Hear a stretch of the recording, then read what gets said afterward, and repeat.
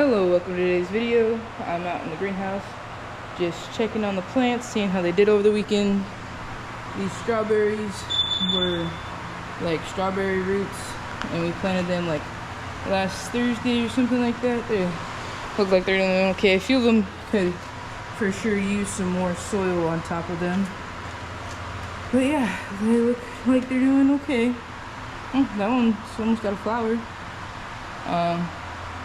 Don't really expect them to produce anything this year, but hopefully they'll survive and produce stuff next year. These, I guess, are sunflowers. Those look like peas. But look like everything's doing okay. These ones I probably should plant in a deeper pot because whoever transplanted them put them pretty shallow. That could use some more water. See how our watermelons are doing. Doing okay. Looks like it.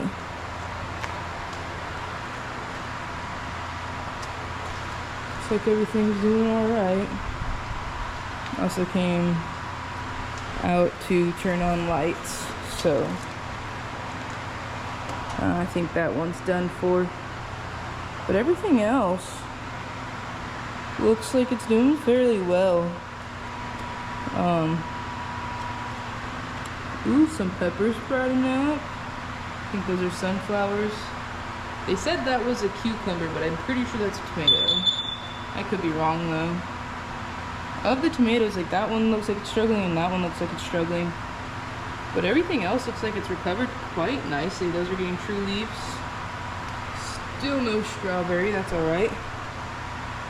But yeah, I was really worried about these tomatoes specifically because we transplanted them. Well, I said let's go transplant them because I think they were in like these small cell ones. And so basically they just took whatever was in the cell and put it in a bigger thing. And so all of these, and even these cucumbers, no, they separated out the cucumbers alright. But all of these tomatoes were in like, I think 5 or 6 things like this big.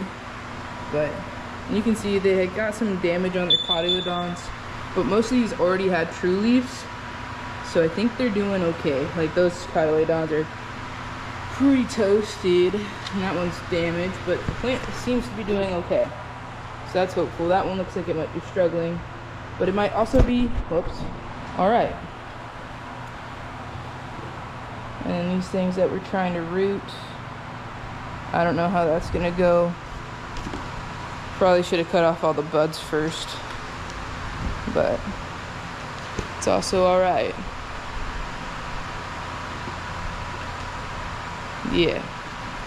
Hopefully it's working. I don't know if it's working.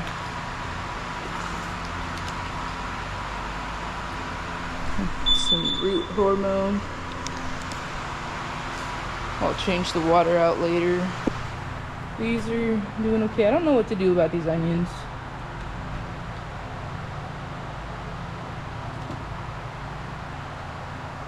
Oh, yeah, turn on the light. That's what I'm out here doing, turning on lights. But yeah, I'm glad that they made it through the weekend.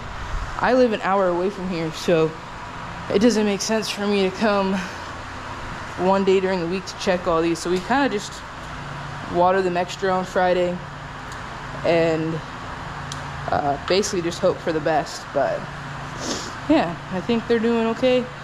This last week I gave them some fertilizer, so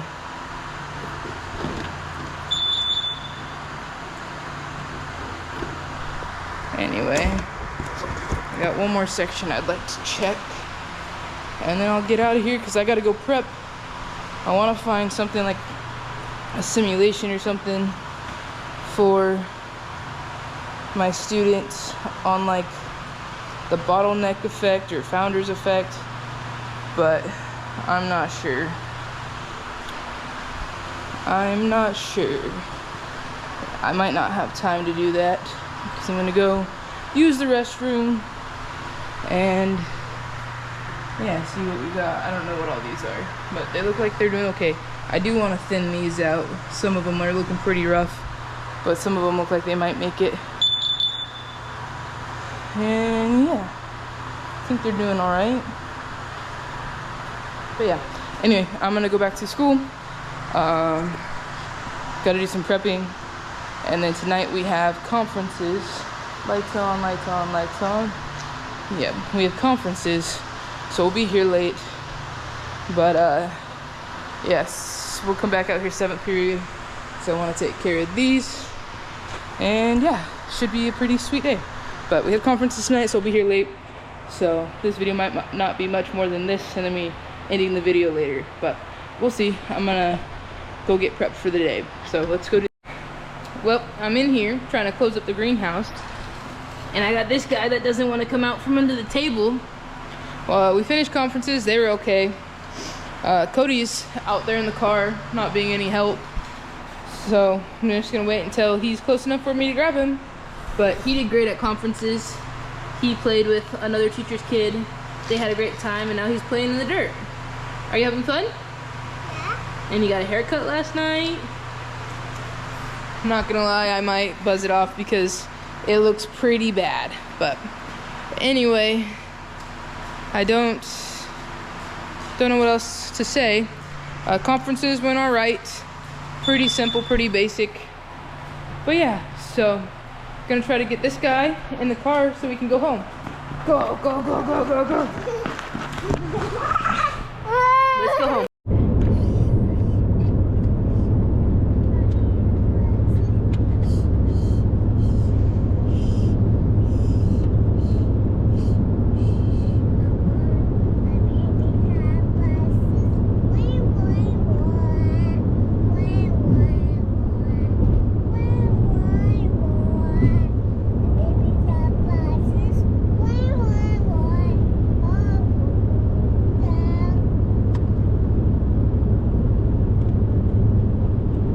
Alright, well, it's the next morning, like usual, but I figured I'd come on and end it here before we head out, just to end it. Conferences were alright.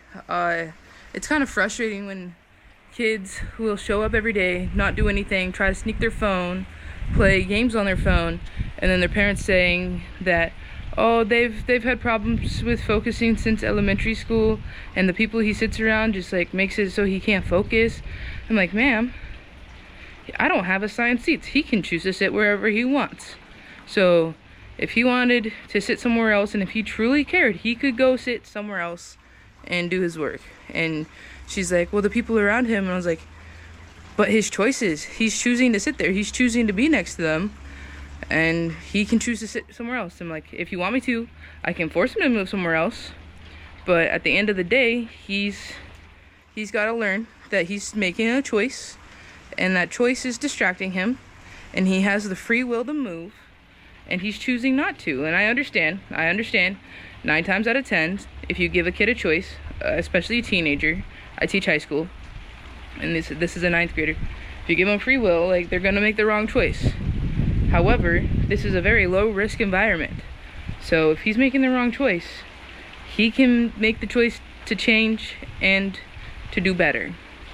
And I think it's important for kids to know that they do have choices and they can change their circumstances. And if they're choosing not to, then they'll just live in the situation that they're living in. Like, I don't know. I have a hard time doing seating charts because I have so many kids that do just fine in that class.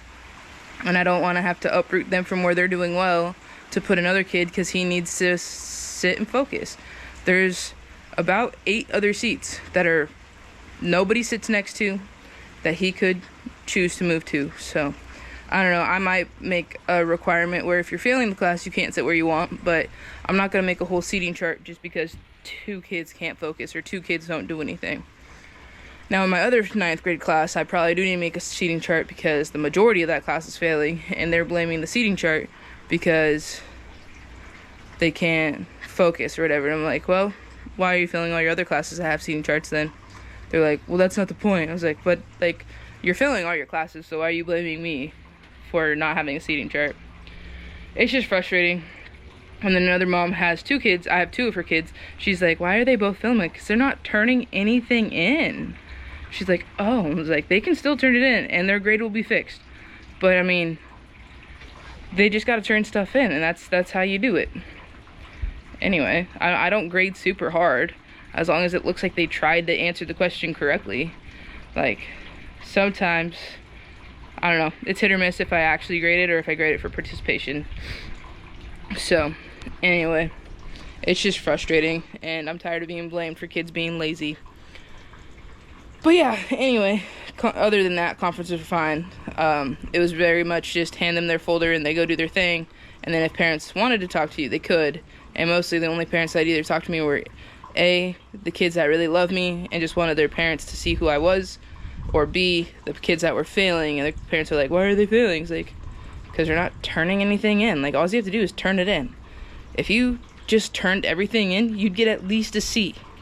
You only need a D- to pass. But, well, and the one that his mom's like, he has a hard time focusing, he actually emailed me at 11 p.m. saying, Miss Dodge, please, like, I really want to play soccer, and my mom's gonna be mad. And I looked at his grade and I was like, dude, it's not a matter of me giving you like 5 extra points to make you pass. It's a matter of me giving you 40 extra points to pass, dude. Like, I just can't do that. Now, had you been showing up every day, working really hard, and still not there, then that's a different story. But you show up every day, try to sneak your phone, and then don't turn anything in. So it's not a matter of just a couple points, is all I was saying. And he never responded, so it's like, all right, whatever. But I don't know. It's only quarter, so he can get it together. They all can get it together and pass. But anyway, I should probably put this away and go get Bubs ready. So I'm gonna see you guys in the next video. So thanks for watching. I hope you enjoyed. I'll see y'all next one. Have a great day, everybody.